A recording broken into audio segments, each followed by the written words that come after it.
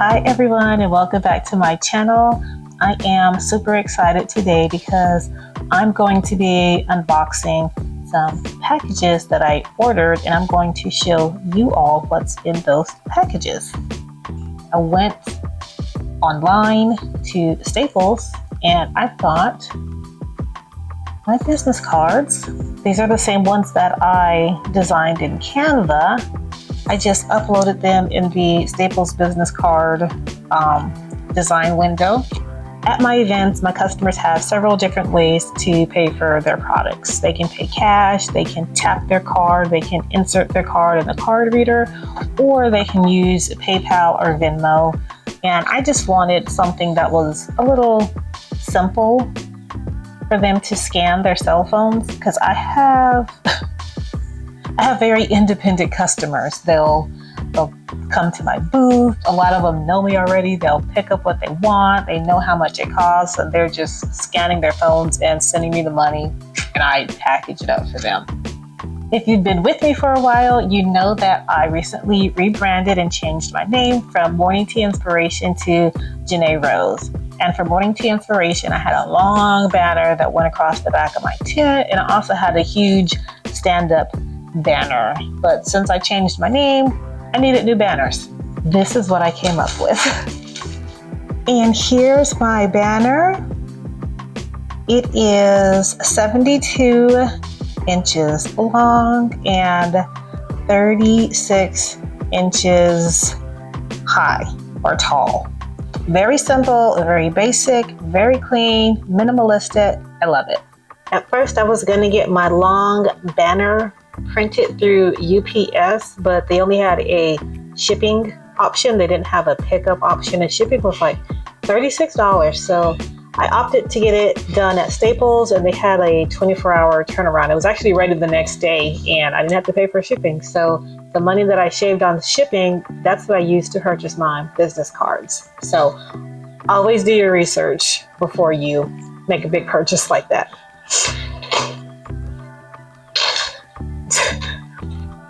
I really want to get together my branding and create an image for my business, and I took the leap. I bought some boxes. What are you doing? I'm looking at your boxes. Oh, yeah. I can smell it. It smells like epoxy. It does. Yeah. Wow. I know. What do you think? I like it. Oh, glossy. Yes. Are you professional now? I mean, you've been professional. This is the design. I got my logo here on the front, and I've got a window in the front, and the window also shows, hold on. It also has a top window so you can see the tops of my designs. And bottom. Oh, and I've got a little sink right here. Got my social media on there. So excited. So now it's time for the real test. Let's put some soap bars in these boxes. And when I was designing this box, I was trying to make sure that I can fit all of my soaps, no matter how tall they are or short. I like it. So there's the coffee, and you can see the top.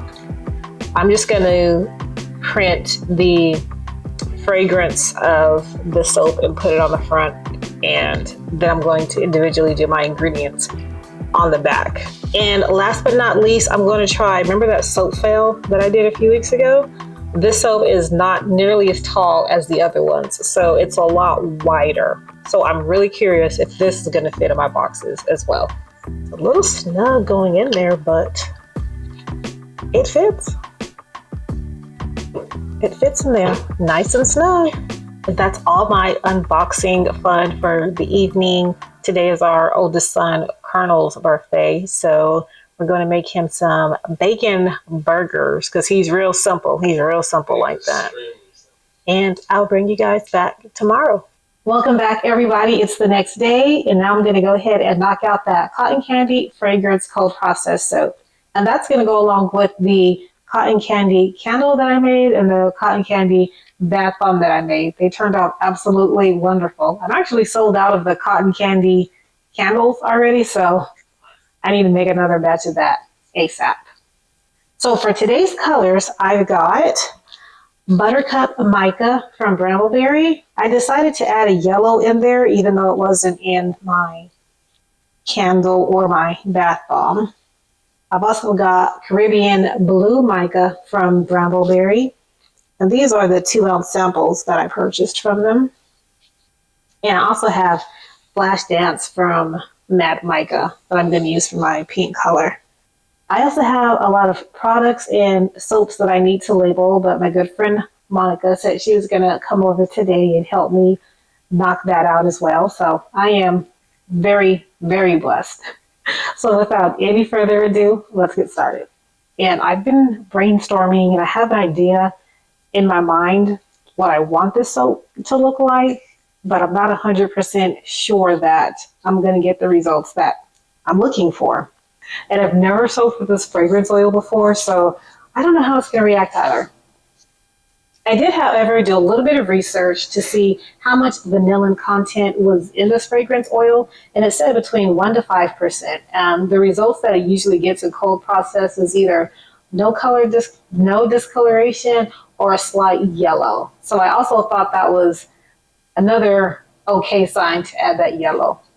But in order to get the exact colors that I want, I'm going to color my soap white first with titanium dioxide, and then I'm going to separately color each of those batches with the pink, blue, and yellow. I hope that makes sense what I just said. So I've got my lye solution here, and I've already added my 3 teaspoons of sodium lactate. Remember, it's usually recommended to add 1 teaspoon per pound of oil.